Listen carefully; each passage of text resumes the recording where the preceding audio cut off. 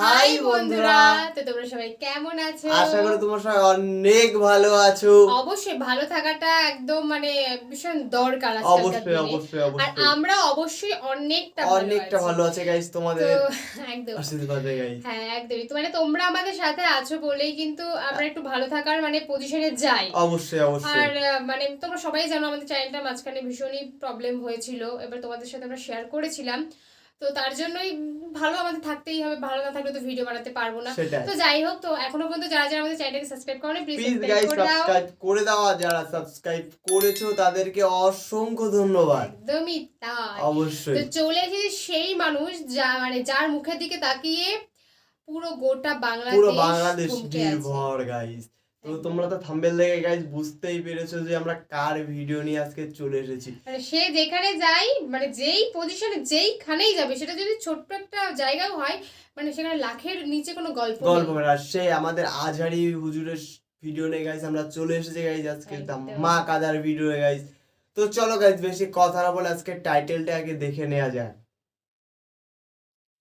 টাইটেলটা বলছে মুসার জীবনী, মানে মুসার জীবনের কাহিনী, মুসার জীবন কাহিনীটা আজকে উনি তুলে ধরছে।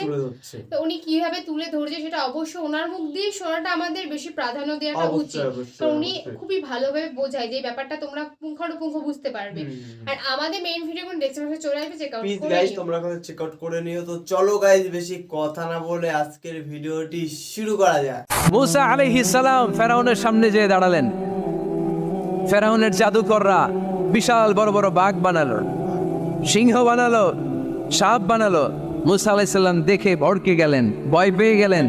আল্লাহ বললেন, মুসা ভয় নাই, তোমার লাঠিটা খালি ফেলো। কি ফেলো? লাঠি। মুসা আলাইহিস সালামকে একটা লাঠি দিছে কে? লাঠি ফেলার সাথে সাথে মুহূর্তের মধ্যে হাইয়াতান তাসআ, বিশাল এক অজগর সাপ। এই বিশাল অজগর সাপ ফেরাউনের জাদুকরদের বানানো সব বাঘ, ভাল্লুক, সিংহ আর সাপগুলো রেখে বিশাল ফানা ধরে আছে। আর সাপ বলতে শুরু করেছে, আর কি আছে নিয়ে আয়। সুবহানাল্লাহ কইতে পারলেন না? এই দৃশ্য দেখার সাথে সাথে ফেরাউনের রাজপ্রাসাদের সামনে যতগুলো জাদুকর ছিল, কোরআন বলে ফাউলকিয়াস সাহারাতু সাজিদিন। এই দৃশ্য দেখা মাত্রই ফেরাউনের নিয়ে আসা বড় বড় জাদুকরগুলো মুসা আলাইহিস সালামের সামনে দাঁড়িয়ে আল্লাহর জন্য সেজদায় লুটিয়ে পড়েছে। ফাউলকিয়াস সাহারাতু সাজিদিন, সেজদায় লুটিয়ে পড়ে ঘোষণা দিল, আমি ফেরাউনরে মানি না, আমি কোন নাস্তিককে মানি না, আমি মুসার রব, হারুনের রব, বনি ইসরাইলের রব, আল্লাহর জন্য সেজদায় লুটিয়ে পড়লাম। চিল্লায় পড়েন আল্লাহু আকবার। মুহূর্তেই এক সেজদার কারণে তাদের নসিবে হেদায়েত দিয়ে দিয়েছে কে? নবীদের মধ্যে সবচাইতে জবরদস্ত পয়গম্বর ছিলেন মুসা আলাইহিস সালাম। বড় মেজাজওয়ালা নবী, রেখে যেতেন খুব বেশি। থাপ্পড় মেরে একবার ফেরাউনের বাবুর্চিকে মেরে ফেলেছিলেন। অনেক শক্তি আল্লাহ তাআলা তাকে গায়ে দিয়েছিল। তিনি একবার আল্লাহকে আবদার করে বসলেন, রব্বি আরিনি আনজুর ইলাইক। আল্লাহ, আপনি বলেছেন আপনারা দেখা যায় না, কিন্তু আমি দেখতে চাই। আমি কি করতে চাই? জোরে বলেন। দেখতে চাই। আল্লাহ বললেন, লান তারানি, never you can see me, never you can see me. তুমি আমাকে দেখতে পাবে না, কারণ আমাকে দেখা যায় না। সাইয়েদনা মুসা বললেন, আমি দেখতে চাই। আল্লাহ বললেন, দেখা যায় না। মুসা বলে, দেখতে চাই। আল্লাহ বললেন, দেখা যায় না। মুসা আলাইহিস সালাম বললেন, কথা বলেন না কেন? আল্লাহ বললেন, মুসা বললেন, আল্লাহ বললেন। মুসা বলে দেখতে চাই, আল্লাহ বলে দেখা যায় না। কিন্তু সাইয়েদনা মুসা আলাইহিস সালাম ছেড়ে দেবার পাত্র নয়, হেরে যাবার পাত্র নয়, পিছু হটার পাত্র নয়। মনে যেটা উঠেছে আদায় করার পাত্র হলো মুসা, ঠিক কি না? উনি বললেন, রব্বি আরিনি আনজুর ইলাইক, আল্লাহ আপনি আমারে দেখা দেন, আমি দেখতে চাই। আল্লাহ বললেন, লান তারানি, never you can see me. ওরে মুসা, এই বায়না ধরো না, আমারে তো দেখা যায় না, এই পৃথিবীর চামড়ার চক্ষু দিয়ে আমাকে দেখা যাবে না। মুসা বললেন, আমি দেখেই ছাড়বো। আল্লাহও বুঝাতে পারেন না, মুসাও ছাড়েন না। অবশেষে নবীর আবদার রব্বুল আলামিন শুনতে রাজি হলেন। আল্লাহ বললেন, মুসা, আগামীকাল অমুক সময়ে গোসল করে ওযু করে তুর পাহাড়ে চলে আসবা। তুমি যখন দেখতেই চাও আগামীকাল তুর পাহাড়ে চলে এসো। সাইয়েদনা মুসা আলাইহিস সালাম তুর পাহাড়ে চলে এসেছেন, কারণ ওনার ফিলিংস আমাদের ফিলিংস একরকম নয়। আমরা কি আল্লাহর কথা শুনি? জোরে বলেন। কিন্তু ওয়া কাল্লামাল্লাহু মুসা তাকলিমা, উনি আল্লাহর কথা শুনতেন। তো ওনার চিন্তা হচ্ছে যার কথাটা এত সুন্দর, না জানি উনি দেখতে কত সুন্দর হবে। সুবহানাল্লাহ পড়বেন না? আল্লাহ বললেন মুসা আগামীকাল আসো, তুর পাহাড়ে আসো। সাইয়েদনা মুসা আলাইহিস সালাম তুর পাহাড়ের উপর চলে গেলেন। আল্লাহ বললেন মুসা এটা যেন তেন কোনো খেলা না, আবার তোমারে জিজ্ঞেস করতে চাই আসলেই তুমি দেখতে চাও কিনা। মুসা আলাইহিস সালামের এক কথা এক দাবি, দেখতে চাই, এক কথা এক দাবি, সেটা কি? আমি দেখতে চাই খোদা, আমি দেখতে চাই আপনাকে। আল্লাহ বললেন মুসা এটা সাধারণ খেলা নয়, এটা বিপিএল এর খেলা নয়, এটা আইসিসি নয়, এটা ফিফার খেলা নয়, এটা মুসার সাথে বিশ্ব গভর্নমেন্টের খেলা, ঠিক কিনা? এটা সাধারণ খেলা না, it's a very dangerous game. তুমি যদি স্টার্ট করো you have to go until the last moment, শেষ পর্যন্ত তোমাকে যেতে হবে, ঠিক কিনা? অবশ্যই। মুসা আলাইহিস সালাম এক পায়ে খাড়া। সাইয়েদনা মুসা বললেন আমি রাজি। আল্লাহ বললেন ওকে, তাহলে খেলা শুরু করে দিলাম।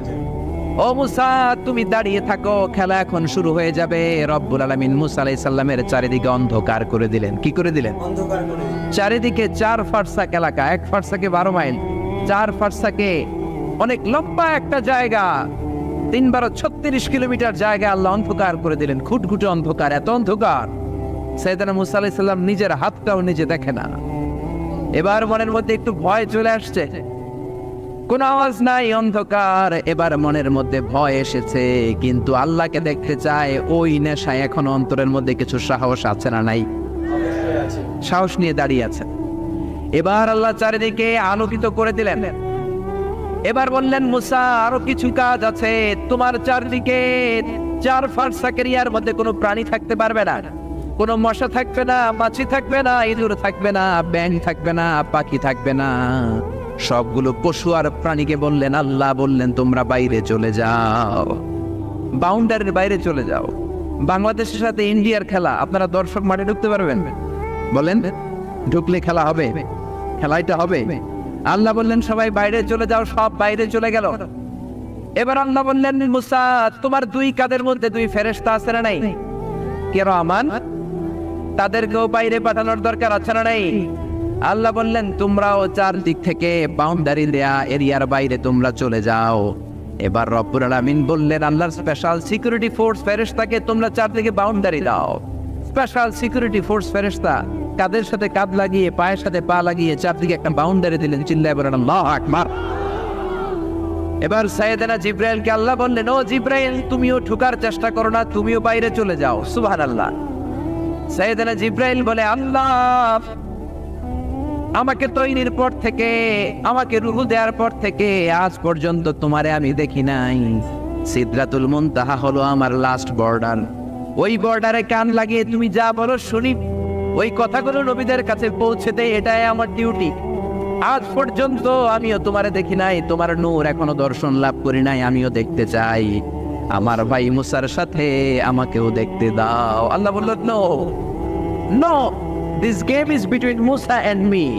এটা মুসার সাথে আমার খেলা, তোমার তো খেলা নাই, ঠিক কি না? জিব্রাইল তুমিও বাইরে চলে যাও। সাইয়েদনা জিব্রাইলও বাইরে চলে গেলেন।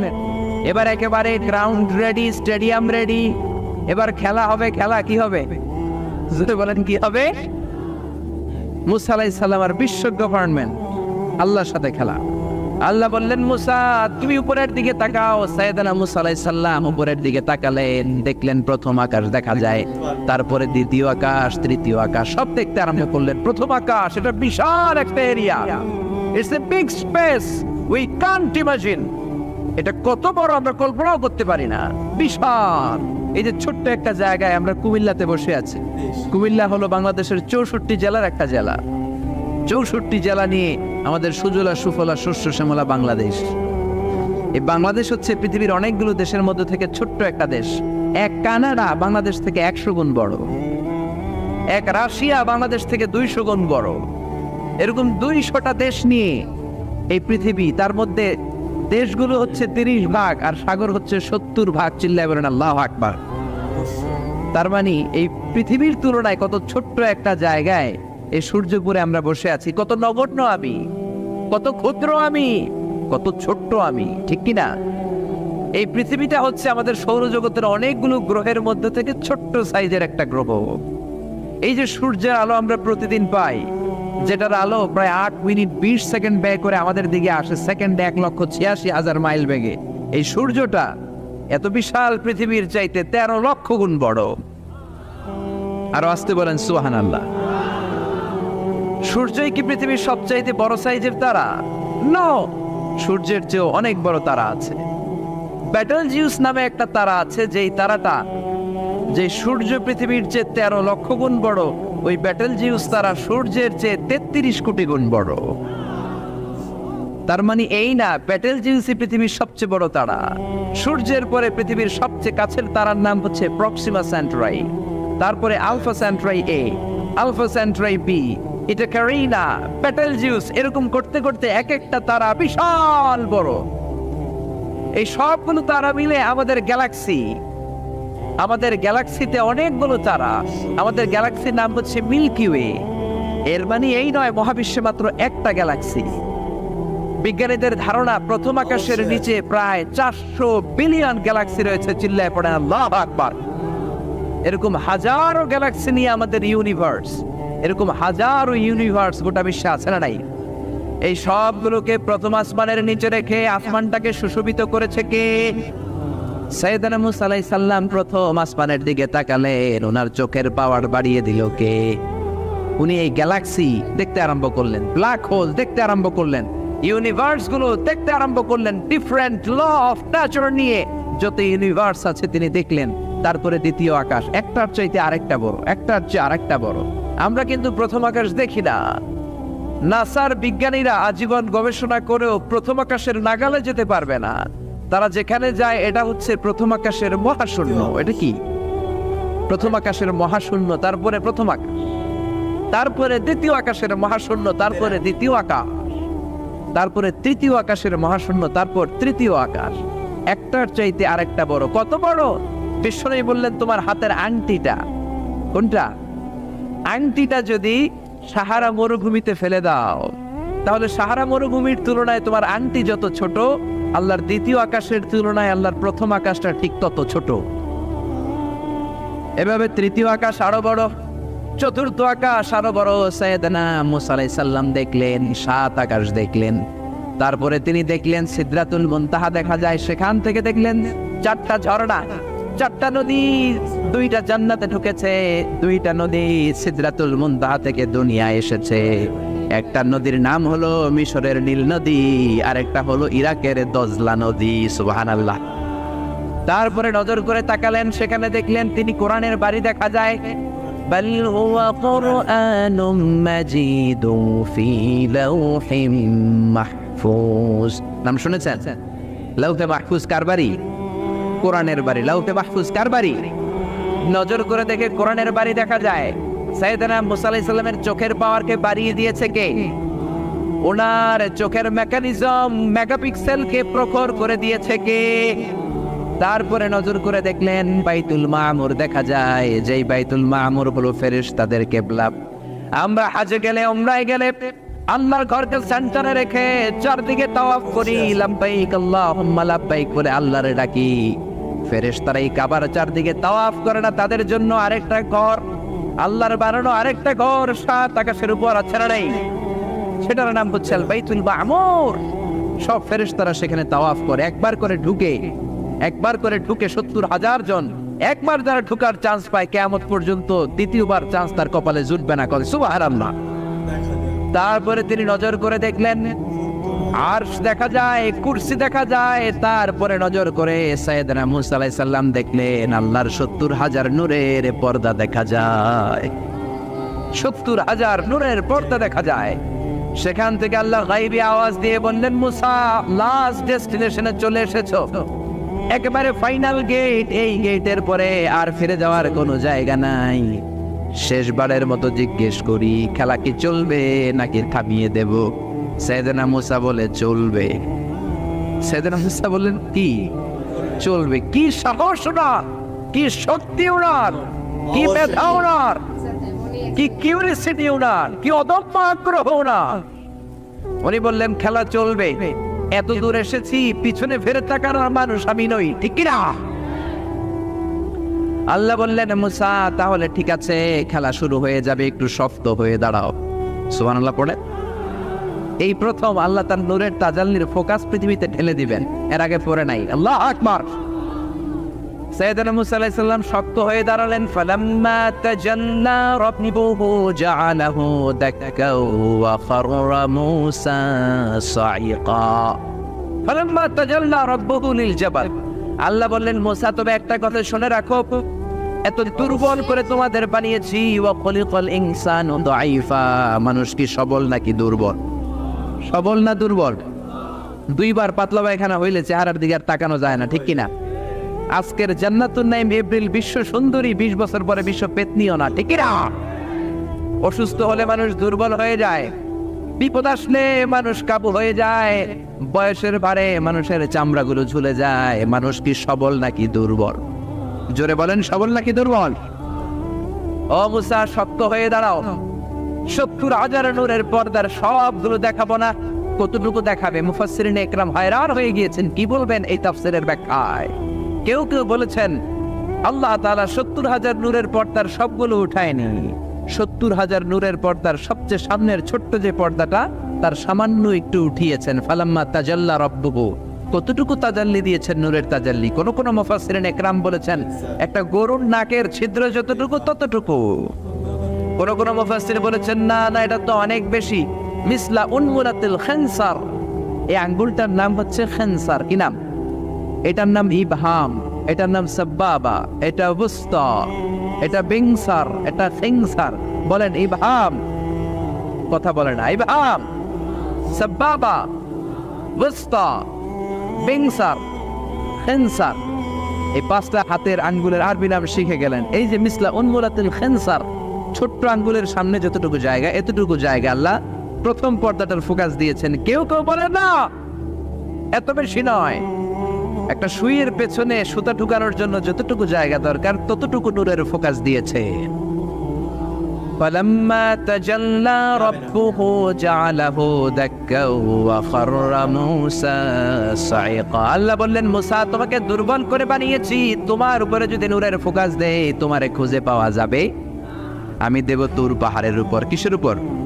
জোরে বলেন, কিসের উপর? এই তুর পাহাড়ের উপরে আমি উঠেছি 2 বার। ফেরাউনের লাশটাকে দেখেছি আমি একবার, পুরো লাশটাকে আল্লাহ শুটকি বানিয়ে রেখেছেন। শুটকি, এরকম টেবিলের উপর শোয়া শুটকি। মিশরের জাতীয় জাদুঘর হচ্ছে মিশরের রাজধানী কায়রোতে, ন্যাশনাল মিউজিয়াম। ওখানে every year huge amount of tourist from Europe and America, they come in order to see this ancient and historical dead body. এই ঐতিহাসিক ডেড বডিটা দেখার জন্য হাজার হাজার ইউরোপিয়ানরা আসে। এই মিউজিয়ামে জাদুঘরে ঢুকতে লাগে 100 পাউন্ড, আর এই লাশের ঘরে ঢুকতে আরো 100 পাউন্ড, মোট 900 পাউন্ড। গোটা বিশ্বের মানুষ আসে টাকা খরচ করে আর এই জাহান্নামের নরকীটটাকে দেখে যায়, ঠিক কিনা? আমি দেখেছি ফ্রি, কোনো টাকা লাগে না, যেহেতু আল আজহারের কার্ড ছিল, ফ্রিতে ঢুকেছি। 2nd ফ্লোরে রয়্যাল মমিস চেম্বারের ভিতরে স্পেশাল সিকিউরিটি গার্ড দিয়ে আলো আধারের আবছা আবছা একটা অন্ধকার রুমের ভিতরে তার লাশটা রাখা। ফেরাউনের লাশ। কার লাশ? তার লাশ ছাড়াও আরো অনেকগুলো লাশ সেখানে আছে, কিন্তু বাকিগুলো রাখতে -35 থেকে 40 ডিগ্রি নন ফ্রস্ট।